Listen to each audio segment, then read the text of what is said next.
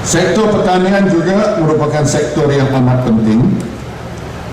Melalui program transformasi ekonomi ataupun ETP, sektor pertanian disasarkan menjana 28.9 bilion ringgit dalam pendapatan negara kasar dan menyediakan sejumlah 109,335 peluang pekerjaan menjelang tahun 2020. Sehubungan dengan ini, sektor ini kita lihat mempunyai potensi yang amat besar jika kita dapat mengawal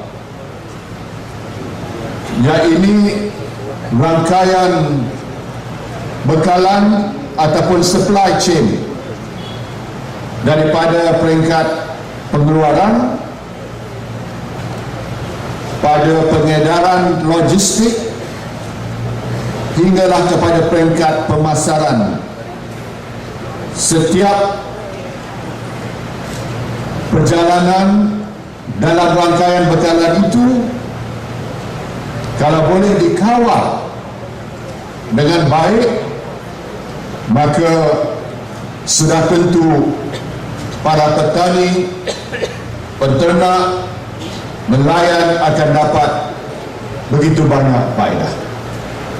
Sebab itulah Yang Berhormat Menteri Pertanian dan Asas Tani Datuk Seri Ismail Sabri telah melancarkan jihad Orang Tengah, di mana kalau kita boleh mengawal rangkaian bekalan ini, maka harga yang lebih adil dan saksama boleh diperolehi oleh para petani kita.